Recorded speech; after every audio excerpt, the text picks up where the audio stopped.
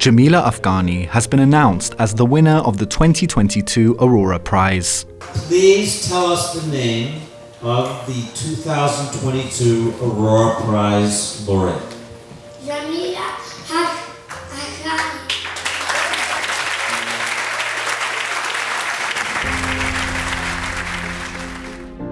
On October 15th, San Lazzaro, the small, square-shaped island lying southeast to the Venetian Lagoon, where Armenian Catholic monks created one of the most prominent centers of Armenian culture, opened its gates to the Aurora Humanitarians. Having spent much of her life fleeing from country to country, Jamila Afghani has devoted herself to the creation of a society where people will not be forced to flee their homelands and to a distant dream of a better Afghanistan. She champions women's rights to education and provides legal aid and psychosocial support to more than 10,000 victims of domestic violence. In this life of 40 years, this is the sixth time I'm becoming refugee. And every time I go back, then I become refugee, then I go back, then I become refugee. Unable to join physically, Jamila delivered her speech through a screen, once again shedding light on the grave humanitarian issues in her country. When my country, my people are passing through the darkest days of history, today my people, my children are not allowed to go to school because they are young girls. My sisters are not able to go to job and money because they are women. This is the biggest punishment a human being can have in our own country from her own people. Another nominee, Egyptian lawyer and human rights activist Mahinur El-Mesri, was also unable to join. She was informed she had been banned from traveling outside of the country, despite being told a month earlier that she could travel.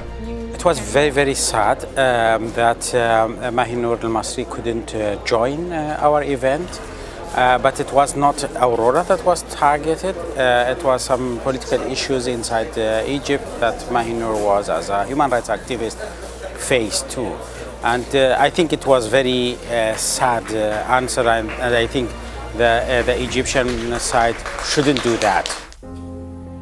This was the second Aurora Prize ceremony after the passing of Vartan Gregorian, a co-founder of the Aurora Humanitarian Initiative, but his presence was still palpable in speeches delivered from the stage. Vartan was both a person and a set of ideas, and the set of ideas and memories live on in our work. We speak about him and what he would have said very often. Vartan is alive and well in our memories, and his message, his ideals, I think, are constantly impacting what we do. The ceremony was accompanied by a solidarity concert by the Gurdjieff Ensemble, as well as a prayer service and spiritual concert in the Church of San Lazzaro with special guest, soprano Isabel Bayraktaryan.